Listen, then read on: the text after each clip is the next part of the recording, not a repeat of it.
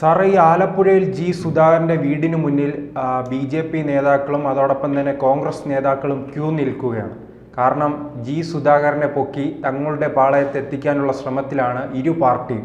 ഇന്നലെ KC വേണുഗോപാൽ അദ്ദേഹത്തെ സന്ദർശിച്ചിരുന്നു. ഇപ്പോൾ ഗോപാലകൃഷ്ണൻ BJPയുടെ നേതാവും അദ്ദേഹത്തെ സന്ദർശിച്ചതായി വെളിപ്പെടുത്തിയിരിക്കുന്നു. അദ്ദേഹം എങ്ങോട്ടായിരിക്കും പോകുന്നത്?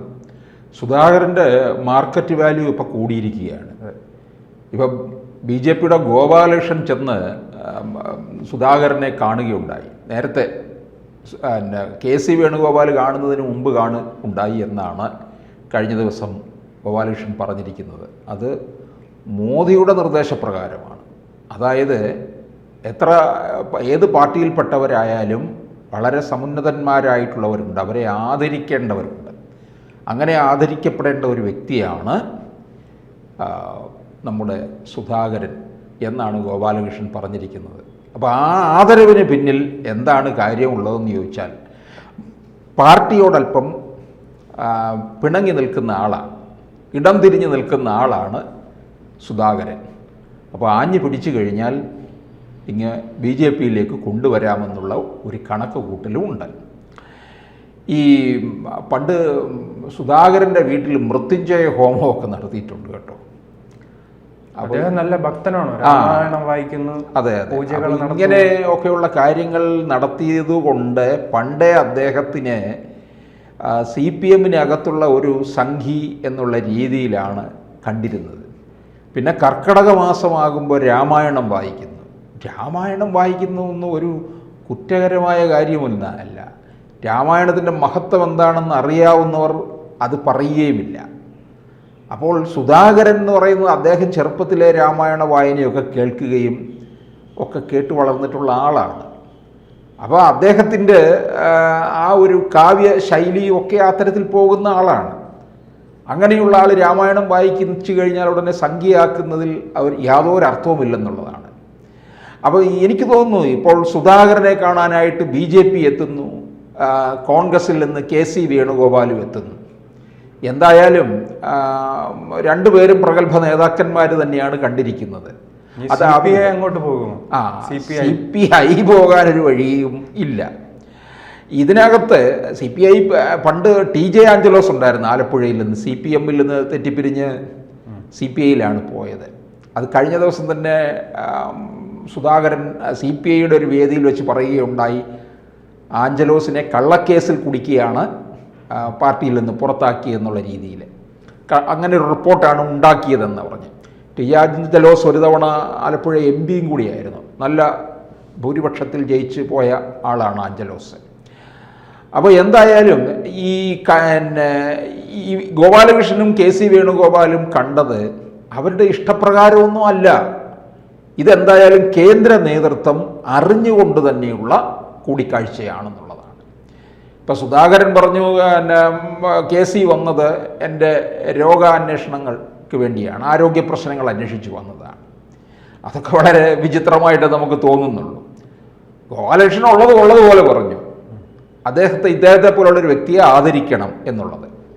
ഈ ആലപ്പുഴയിൽ നിന്ന് സുധാകരൻ പോകുന്നു എന്ന് പറഞ്ഞാൽ അവിടെ അർത്ഥം എന്തായാലും CPM വിടും. അത് പോകുന്നത് BJPയിലേക്കാണെന്നുണ്ടെങ്കിൽ ആലപ്പുഴ ഇപ്പോൾ ഏതാണ്ടൊരു BJP മയമായി തീർന്നിരിക്കുകയാണ്. ആലപ്പുഴ ജില്ല തന്നെ കഴിഞ്ഞ തവണത്തെ ലോക്സഭാ തെരഞ്ഞെടുപ്പിൽ കായംകുളം നിയമസഭാ മണ്ഡലത്തിൽ BJPക്കാണ് മുന്നേറ്റം. കായംകുളം നിയമസഭാ മണ്ഡലം പ്രതിഭാകരിയാണ് CPMലെ. അവിടെ പ്രതിഭാകരിയെ തോൽപ്പിക്കാനായിട്ട് CPMലുള്ളവർ തന്നെ മുൻകൈ എടുത്തിറങ്ങിയതാണ്. കേരളത്തിൽ ഏറ്റവും കൂടുതൽ വിഭാഗീയത നടക്കുന്നതും CPMൽ നടക്കുന്നത് ആലപ്പുഴ ജില്ലയിലാണ്. പലതരത്തിലുള്ള പ്രശ്നങ്ങളുണ്ട്. മുൻപേ വളരെ നാളുകൾക്ക് മുമ്പ് തന്നെ കുട്ടനാട്ടിൽ നിന്ന് ലോക്കൽ കമ്മിറ്റി മുഴുവനായിട്ട് CPM വിട്ടതാണ്.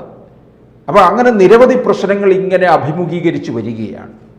പിന്നെ അതിനകത്ത് ആലപ്പുഴയിൽ വേറൊരു പ്രശ്നമുള്ളതെന്ന് പറഞ്ഞാൽ പോപ്പുലർ ഫ്രണ്ടുകാരുടെ അവരെ മുഴുവൻ അവിടെ വളർത്തിക്കൊണ്ട് വന്നത് ഈ CPM ആണ്. നമ്മൾ ഓർക്കുന്നില്ലേ, ആലപ്പുഴയിലല്ലേ മുദ്രാവാക്യം വിളിച്ചത്, അരിയും മലരും കുന്തിരിക്കവും കരുതിക്കോ അല്ലേ, നിന്റെയൊക്കെ കാലൻ വരുന്നുണ്ട് എന്ന്. അത് ആരാ? മുതിർന്ന ഒരു തീവ്രവാദിയുടെ തോളിൽ കയറി ഇരുന്നു കൊണ്ട് ഒരു കുട്ടി തീവ്രവാദിയെ കൊണ്ട് വിളിപ്പിക്കുകയാണ്. അതാണ് അതിൻ്റെ അപകടകരമെന്ന് പറയുന്നത്. അതാണ് അത് കേരളം ഭയന്നു പോയില്ലേ. എന്നിട്ട് കോടതി ഇടപെട്ടിട്ട് പോലും അവിടുന്ന് പോലീസുകാർ ഇവരെ ആരെങ്കിലും കണ്ടെത്തി അറസ്റ്റ് ചെയ്തു. അതോടൊപ്പം തന്നെ ഈ അമ്പലപ്പുഴ കേന്ദ്രീകരിച്ച് ആ MLA-ക്കെതിരെ SDPI ബന്ധം ആരോപിക്കുന്ന SDPI ഇതൊക്കെ സുധാകരന് കൃത്യമായിട്ട് അറിയാം. ഈ പോപ്പുലർ ഫണ്ടുകാരെ മുഴുവൻ കേന്ദ്രം പിന്നെ തൂത്തുപറക്കിയല്ലോ. കുറേ പേരെ സംരക്ഷിച്ചത് ആരാണ്? ഈ CPM ആണ്. AKI സെന്റർ വരെ കൊണ്ടുവന്ന് ഒളിപ്പിച്ചിട്ടുണ്ടാവും. അത്തരത്തിൽ സംരക്ഷിച്ചു എന്നുള്ളതാണ്. പോപ്പുലർ ഫണ്ടിനെ നിരോധിച്ചപ്പോഴോ CPM-ന്റെ എന്തോ ഒരു വലിയ മനുഷ്യാവകാശ ലംഘനമാണ്, മാങ്ങാത്തൊലിയാണ് എന്നൊക്കെയാണ് പറഞ്ഞത്. ഇത് കോൺഗ്രസിൻ്റെ ഭരണകാലത്തും ദേശീയ തലത്തിൽ ഈ തീവ്രവാദ ഗ്രൂപ്പുകളെ നിരോധിച്ചിട്ടുണ്ട്.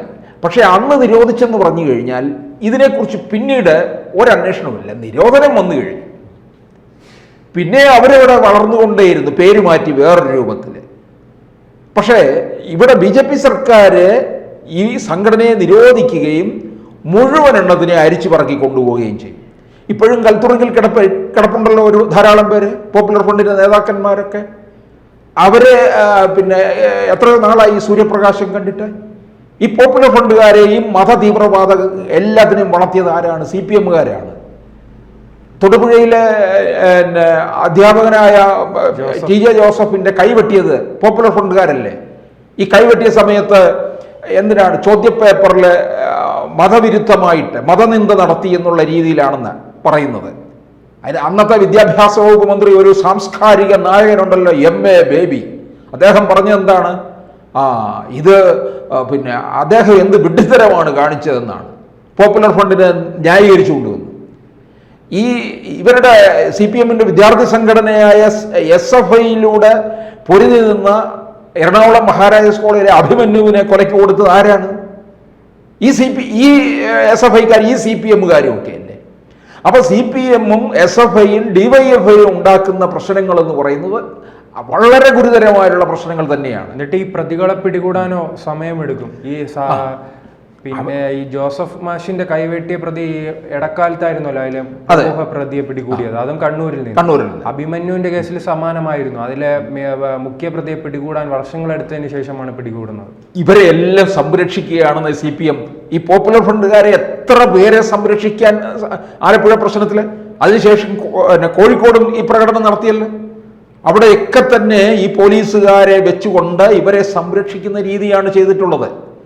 ഈ കേന്ദ്രം പിന്നീട് പലതവണ ഇത് ഫോളോ അപ്പ് ചെയ്തുകൊണ്ടിരുന്നു. ഇവരെ നിരോധിച്ചിട്ട് ഇവരിവിടെ വേറെ രൂപത്തിൽ അതിൻ്റെ അണികളിൽ നിന്ന് മുളച്ചു വരുന്നുണ്ടോ എന്ന് അന്വേഷിക്കാനായിട്ട് നിരന്തരമായിട്ട് അന്വേഷണം നടത്തിക്കൊണ്ടിരുന്നു.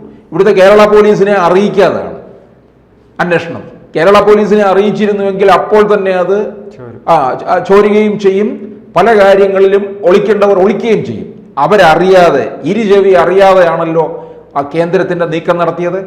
പോപ്പുലർ ഫ്രണ്ട് രാജ്യത്തിന്, ഇത് പണ്ട് VS അച്യുതാനന്ദൻ പറഞ്ഞിട്ടുള്ളതാണ്, 2047 ഇവരുടെ ലക്ഷ്യം ഇസ്ലാം രാഷ്ട്രം രൂപപ്പെടുത്തുക എന്നുള്ളതാണ്. ഇത്തരത്തിലുള്ള ഭീകര സംഘടനകൾ കേരളത്തിൽ പലയിടങ്ങളിലായിട്ട് പ്രവർത്തിക്കുന്നുണ്ട്. ഇവരെയൊക്കെ കയ്യാമം വെക്കണമെന്നാണ് അന്ന് VS പറഞ്ഞത്. പക്ഷേ ഈ പിണറായി വിജയന് ഈ മതതീവ്രവാദ സംഘടനകളെ എല്ലാം തന്നെ വേദിയിൽ ഒന്നിച്ചിരുത്തി കൂട്ടിക്കൊണ്ടുപോവുകയും 10 വോട്ടിന് വേണ്ടി ഈ തീവ്രവാദ സംഘടനകളെ പ്രോത്സാഹിപ്പിക്കുകയുമാണ് ചെയ്തിട്ടുള്ളത്. ഇത് നന്നായിട്ട് ആലപ്പുഴയിൽ നടന്നു. ഇത് സുധാകരന് കൃത്യമായിട്ട് അറിയാം. അതുകൊണ്ട് തന്നെയാണ് അത് ഗോപാലകൃഷ്ണൻ എടുത്തു പറഞ്ഞിട്ടുണ്ടല്ലോ. അതുകൊണ്ട് എല്ലാ സാധ്യതയും സുധാകരൻ BJP-യിലേക്ക് ചേക്കേറാനുള്ള സാധ്യതയായിട്ടാണ് കാണാൻ കഴിയുന്നത്. കോൺഗ്രസിനേക്കാൾ കൂടുതൽ BJP-യിലേക്കായിരിക്കും അദ്ദേഹം അടുക്കാൻ പോകുന്നത്.